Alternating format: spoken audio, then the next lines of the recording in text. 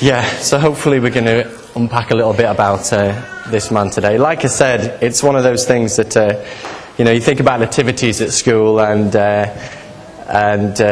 you think about the particular characters. The innkeeper gets some great lines, and obviously you've got Mary, doing what she does. But you know what? Despite his quiet role in these scenes, God chose him.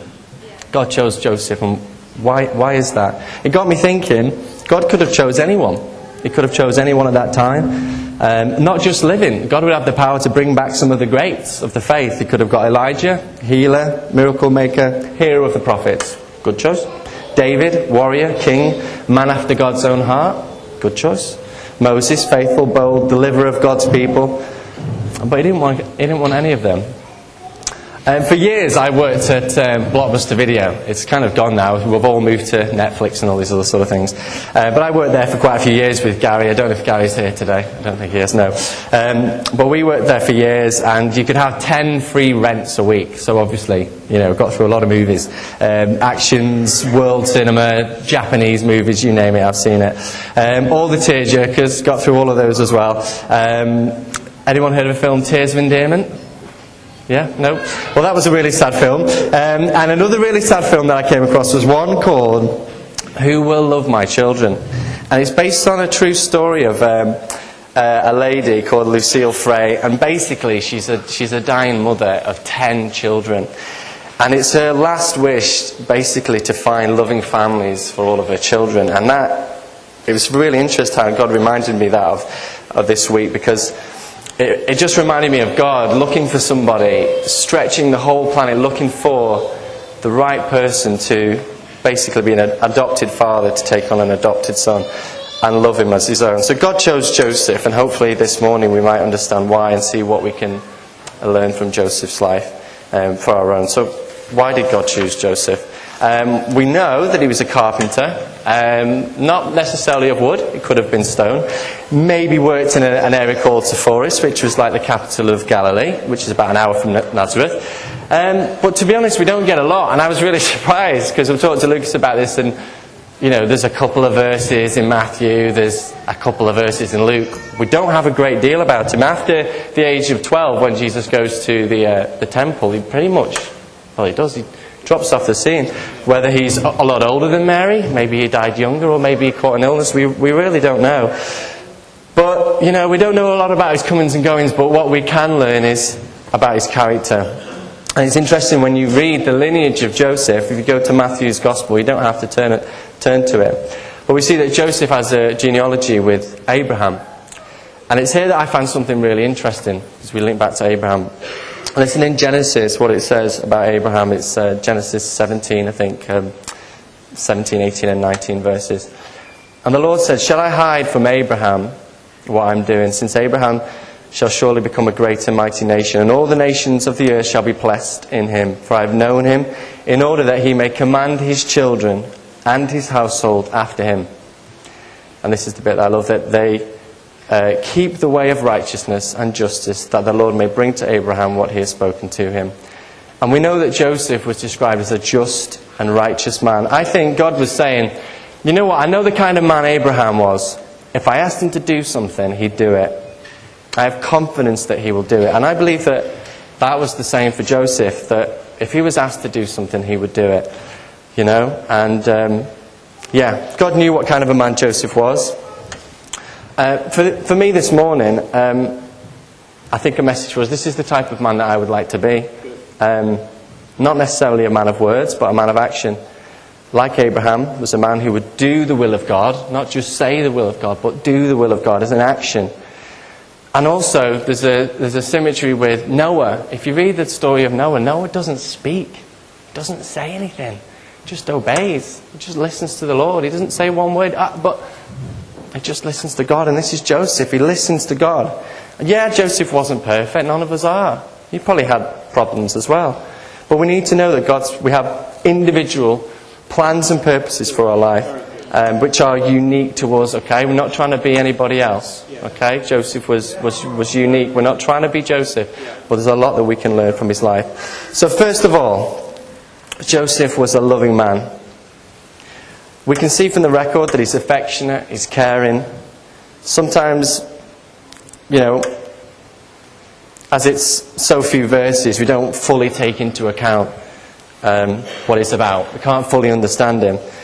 He hasn't had the revelation yet in relation to the angel.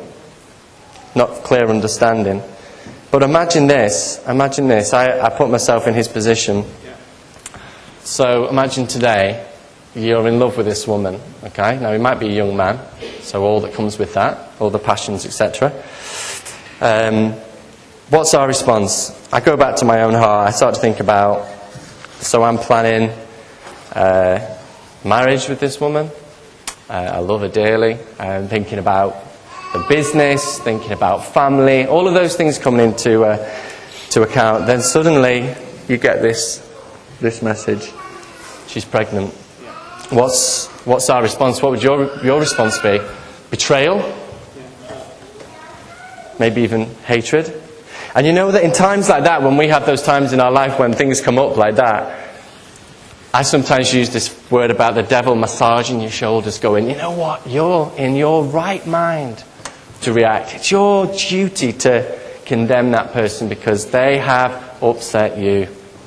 Justice says that you should do that. What would the price be? Old Testament stoning? Stoner? Yeah, that's fine. Stoner. That's what the right thing is to do. At the very least, when you're divorcing it, everyone needs to know about this. James says, who's Jesus' brother, he says, the tongue is a thing that can't be tamed. And for something that can't be tamed, you don't hear a curse word from Joseph's lips. You don't hear anything come from his lips. When he would have the right mind to say, have a go at God. Yeah? Struggle. Say something out loud. He doesn't do it. Ephesians 5:25 talks about loving your wife as Christ loves the church. Joseph was a man who loved his wife, even before he was married. He wasn't a grass is always greener type of guy. He wanted to honour Mary with that unconditional love. What a loving man. What great character for us to take away. Even before the revelation of the angel, even before that, he had no vengeance in his heart. Had no attitude, no resentment. As we've been praying in Life Group this week, it's been interesting. I was ill one week, so we only got to chapter 3, but it came up about hurts that we hold on to, things that we have in our heart, things that can basically cause bitterness, unresolved issues with other Christians or even non-Christians, and how important it is to resolve those things. Joseph's character here is to forgive, to love. Let the Lord work in that situation. Do as Joseph did, with kindness, with humility, with gentleness, and seek to honour the integrity of that person in every situation. It's a challenge for us today. It's really hard, I know, with something that could be so big. Yeah, but Andy, you don't understand what I've gone through. I tell you this morning that God is bigger than any situation. Anything that you think that God is outside this morning, He's not. Now, I can testify to that. I'm not someone who's been a perfect Christian. I haven't. In 2009, I was in a cell, crying out to the Lord, saying, "This is what I've done. I've gone my own way," and the Lord pulled me out of that. Joseph was also a devout man. What does devout actually mean? Totally committed to a cause. Joseph was for God's direction. In Proverbs it says, in his heart a man sets his course, but the Lord determines his steps. Joseph knew his steps were ordered by the Lord. Joseph was spoken to in a dream. And what I love about that is God's grace. In other examples, sometimes it's like Job, he went through it. Yeah, God knew that Job, again, individually could handle that. He let the devil have a go at his life. But Joseph is different. He's unique. He was taking a lot on his shoulders, and by God's grace, the angel revealed what was going to happen. I love that. It's unique. It's different, again, to each one of us. Okay, Joseph, maybe this is a lot for you to take, actually. I'm going to reveal what is going to happen. I love you, and I'm going to reveal what's going to happen. For someone else, maybe you don't need that. Maybe you don't need that. Religion tells us... sorry, I moved off a little bit there. Religion tells us that if we obey, we're accepted. So many other religions, if you do this, you'll get this. If you do this, if you have this sacrifice. If you do that, we know in Samuel when I think King Saul wasn't obedient, and Samuel said to him, you were asked to destroy, you were asked to do this thing, and you thought sacrifice was better than obedience. Obedience is the key. And religion says you do all these things, and you'll be accepted. But here's the thing about Christ. Here's what you need to know this morning. It's the opposite of that. By grace. It's grace. You don't have to do anything. You don't have to do anything. It's grace. And therefore, out of that loving relationship comes obedience. Just like you'd have with people that are close to you. You want to love because of what's been taken. Like the passage that talk about those two weights of amounts. Okay, for me, is it 50 denarii or 500,000 denarii? That weight's been taken off. And I had to do nothing?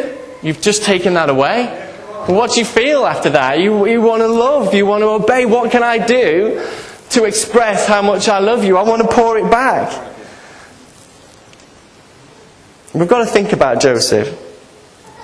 He was 4 days walking next to Mary. Obedience. Back to Egypt, escaping Herod. Back to Israel. Nothing from his mouth. Yep. No moan from Joseph, not a word. The challenge when it comes from about trusting in God completely. Proverbs 3 verse 5. Trust in the Lord with all your heart. Lean not on your own understanding. If I lean on my own understanding, I wouldn't be here today. In all of your ways acknowledge him and he'll make your path straight. Give everything over to God. Hand everything over to God. Joseph was also a man of faith. Being devout, he was a man of faith. Packing up everything. Going where he had no real clue of what direction he was going. The Bible says, blessed is he who believes without seeing. And Joseph, that was Joseph. We read some amazing stories. You only have to scroll Google and type in like Christian amazing story of faith. And you'll be massively humbled about some of the things that some people... There's, I always ask Rob, because you always forget his name, Horatius...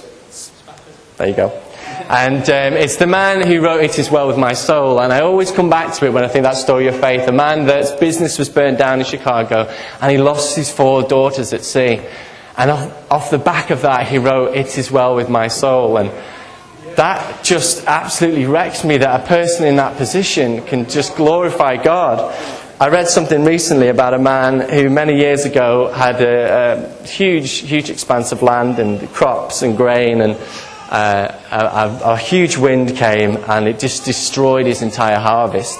And his son came out into the storm and stood behind him and watched him, and he was watching his dad intently, and I guess waiting for him to do what Job's wife would have said, just curse God and die. This is it, you've lost everything. But those of you that will know, he got down on his knees and he sang this hymn. Rock of ages, cleft for me, let me hide myself in thee. In that pain and suffering, he went straight to his God. And that boy, watching his father on that day, despite the storm, despite everything that was lost, that boy saw his father's faith. And he said that was the moment when he realised that he wanted what his father had. He wanted what his father had, that he could trust in the Lord so much. And that man grew up to be a mighty man of God. We see that Joseph was a man of faith, taught Jesus well. Was Joseph perfect? No. And we don't know, do we, whether if Joseph was a particularly bad father or whatever. Jesus is perfect. Would he have turned out fine? I don't believe that Joseph was a bad father. That's my personal preference. You might come to something else. But we do hear in Luke 2:41, it says that Joseph, every year, he went to the festival of the Passover. He was a man of faith. He wanted to keep that. He loved to spend time with the Lord. That's what I believe. And just like Joseph modelled that behaviour to Jesus, that's what we need to be modelling as well. And he said, well, I've not got kids, Andy, so I don't need to model that behaviour. But just as we're a huge family here, it's really important, fathers, adults, carers, family, anyone that's in around children, is that we are role models. It's that we stand out. It's a huge honour and a privilege to bring any of these children up here and to be imparting in their life. And you know what? There's that horrible saying that my dad has said it. Do as I say, not as I do. I don't believe Joseph was that kind of guy. I don't believe Joseph was that kind of guy. I think he was. I'll set the standard. I'll set the standard. I will do what I want you to do. Okay? I want to love the Lord. I want you to love the Lord. Obviously, he was the Lord. So church today, let's be the example in our actions. Yeah. And like I've said so many times, the biggest finger points at me. I'm not standing here like I've cracked it, because I definitely haven't. And whenever I read about people like this and start to study, the Lord just. It's humbling. It's really humbling. But I'm talking to myself. I'm talking to everybody else. But our prayer life, our words, our actions, let them be pleasing to the Lord. The faith, the way that we love people, the purity of our lives. Basically, let's be an example to the children that are around us, like I believe Joseph was to Jesus. And here's something that came up. I didn't know quite how to call this last one, but I'm going to call it wise redeemer of time. And this is I want to put it all together. We've heard of a lot of aspects, even in this short time, talking hopefully about Joseph's character. He's a great listener. I'm not a particularly good listener. I'm a good talker, but I'm not a very good listener. Obedient servant, loving husband, a passionate believer, an outstanding father, I believe. He obeyed the law. And he provided for his family with provision. Brought up Jesus' brothers. And we know that James went on to write a book of the Bible and led the early church fantastically. And I believe that's all from Joseph's influence and upbringing and wisdom that he imparted into their lives. Something that's just literally come to me as well is, we don't often talk about Jesus' job as a carpenter. We jump straight to ministry, don't we? And I want to encourage you today, if you're... I used to do this a lot. But I'm a teacher and I need to do more in church. There's this lovely, lovely symmetry. 6 days to create, 1 day rest. From Jesus' age of 12, he would have had 18 years of work and 3 years. That's the same ratio. Jesus to God. Work. I want to encourage you, if you're in work today, God sees that and God's using you in that place. I think as a teacher, I'm just a teacher and that's separate, and then I come into a church and I remember Lucas telling me, you're Pastor Andy in that school. And whether you're it's better to be a great taxi driver than a poor missionary. Wherever you are today and you're saying, well, I'm not really involved, I can't really speak, I'm not quiet. And wherever you are, the Lord is using you today. You have a sphere of influence that no one else has. And you need to be encouraged that the Lord is using you. Well, this is what I love that really struck me about this Redeemer of time. We have a real symbolism between Jesus and his father Joseph. They were both about the short amount of time given, so the quality of time given rather than the quantity. We do that, don't we? We plan our life out like we've got all the time in the world. And Joseph, what do we hear of him? He drops off from the age of 12. But in that short time, in that short precious time, he spent time with Jesus. He influenced his life. And potentially, doing that trade gave Jesus the strength to take what he took, that torture and the nails. Having that job of carpentry, working with stone. Who knows if he was sat as doing figures? I don't know. But so much influence in his life. And this is what I want to say to you. Me, P, and some of the other guys, I used it before. There's a Greek word called kairos. And for us to take away today, it means a time such as this. We don't have all the time in the world. Joseph was about the time that he had. He was a man of action, just like Jesus was in those short 3 years, what he did. Let's not waste the time that we have in growing in closeness with Christ. listening to what he's got to say to us. Sometimes we need to listen more than just telling him things. And remembering that this baby at Christmas time that we talk about, this sweet little baby, grew up to be Jesus that died on the cross for all of us. Came into the world to do those things. Together, like Joseph, let's be a church. Let Life Church be a church of action, like Joseph. That we listen to God, that we're obedient. Let's be examples to the children, any children that are around us. And let's work in humility and faith for whatever is set before us, on whatever journey, like Joseph, whatever journey God has planned for us. That's basically what I wanted to say this morning, but I've just got a little video, and some of you will say, Andy, it's really cheesy. Some of you might respond to it, but just as we watch this, it's kind of Joseph's prayer. It's like Joseph's song to Jesus. And just as we're listening to it, I just want you to take into what some of those things that I've been saying. It might be that there's applications on Jesus' life. You could say, yeah, maybe, Andy, I need to listen more.